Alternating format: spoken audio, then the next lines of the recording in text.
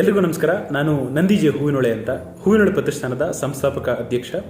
ಹೂವಿನೊಳೆ ಪ್ರತಿಷ್ಠಾನ 11 ವರ್ಷಗಳನ್ನು ನಿರಂತರವಾಗಿ ಶೈಕ್ಷಣಿಕ, ಸಾಮಾಜಿಕ ಹಾಗೆ ಸಾಂಸ್ಕೃತಿಕ ವಿಷಯದಲ್ಲಿ ಕೆಲಸ ಮಾಡ್ತಾ ಬರ್ತಾ ಹೂವಿನೊಳೆ ಪ್ರತಿಷ್ಠಾನ ಅನೇಕ ಕೆಲಸಗಳನ್ನು ಮಾಡ್ತಾ 2020 ಮತ್ತು 2021ನೇ ಸಾಲಿನಲ್ಲಿ ಬಂದಂತಹ ಕೋವಿಡ್ ಈ ಸಂದರ್ಭದಲ್ಲಿ ತುಂಬ ಕೆಲಸಗಳನ್ನು ನಾವು ಹಾಗೆ ನಮ್ಮ ಇಡೀ ತಂಡ ಮತ್ತು ಅನೇಕ ಸಂಘ ಸಂಸ್ಥೆಗಳ ಜೊತೆ ನಾವು ಮಾಡಿದ್ವಿ.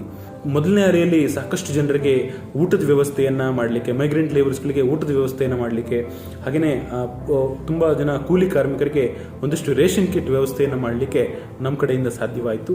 ಹಾಗೆ ಎರಡನೇ ಅಲೆಯಲ್ಲಿ ಬಹಳ ಇಂಪಾರ್ಟೆಂಟ್ ಆಗಿ ಇಡೀ ಬೆಂಗಳೂರು ಅಥವಾ ಕರ್ನಾಟಕ ಎಲ್ಲೂ ಬೆಡ್ಸ್ ಇದ್ದಾಗ ತುಂಬ ಜನ ಸಫರ್ ಮಾಡಿದ್ರು.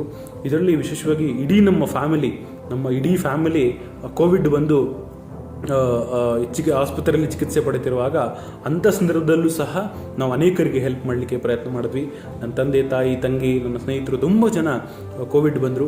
ಸೊ ಆ ಸಂದರ್ಭದಲ್ಲೂ ಸಹ ನಾವು ಹೆಲ್ಪ್ ಮಾಡೋದಕ್ಕೆ ಪ್ರಯತ್ನ ಮಾಡಿದ್ವಿ. ಎರಡನೇ ಅಲೆಯಲ್ಲಿ ತುಂಬ ಜನರಿಗೆ ಸೂರ್ಯ ಫೌಂಡೇಶನ್ ಹಾಗೆ ಮಂತ್ರ NGO ಮೂಲಕ ತುಂಬ ಜನರಿಗೆ ಆಂಬ್ಯುಲೆನ್ಸ್ ವ್ಯವಸ್ಥೆಯನ್ನು ಮಾಡಲಿಕ್ಕೆ ಸಾಧ್ಯವಾಯಿತು. ಹುಸಿರು ಕೋವಿಡ್ ಸಹಾಯದ ಮೂಲಕ ತುಂಬ ಜನರಿಗೆ ಆಕ್ಸಿಜನ್ ಕಾನ್ಸಂಟ್ರೇಟರ್ನ ವ್ಯವಸ್ಥೆ ಮಾಡಲಿಕ್ಕಾಯಿತು. ಹಾಗೆಯೇ ಕನ್ನಡ ಮನಸ್ಸುಗಳು ತಂಡದಿಂದ ಅನೇಕ ಜೊತೆ ಸೇರಿ ಅವರಿಗೆ ಒಂದಷ್ಟು ಜನಕ್ಕೆ ಫೈನಾನ್ಷಿಯಲಿ ಹೆಲ್ಪ್ ಮಾಡೋದಕ್ಕಾಗಲಿ, ಹಾಗೆ ಕೋವಿಡ್ ಆಕ್ಸಿಜನ್ ಕಾನ್ಸಂಟ್ರೇಟರ್ನ ಹೆಲ್ಪ್ ಮಾಡಲಿಕ್ಕಾಗಿ ಸಾಧ್ಯವಾಯಿತು. ಅದಲ್ಲದೆ ತುಂಬ ಜನ ತುಂಬ ಬಡವರಿದ್ದಾಗ ಅಂಥವ್ರಿಗೆ ಯಾರಾದರೂ ದಾನಿಗಳ ಮೂಲಕ ರೇಷನ್ ಕಿಟ್ಗಳನ್ನು ವ್ಯವಸ್ಥೆ ಮಾಡಲಿಕ್ಕೆ ನಮ್ಮಿಂದ ಸಾಧ್ಯವಾಯಿತು.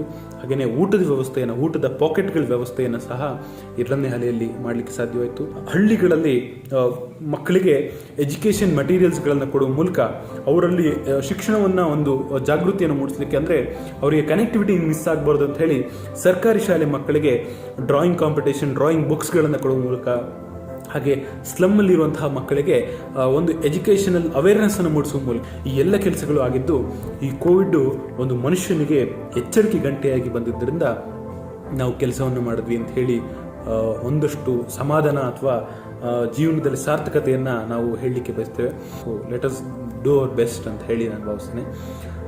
ಥ್ಯಾಂಕ್ ಯು ಸೋ ಮಚ್ ಇದೊಂದು ಆಪರ್ಚುನಿಟಿಗೆ.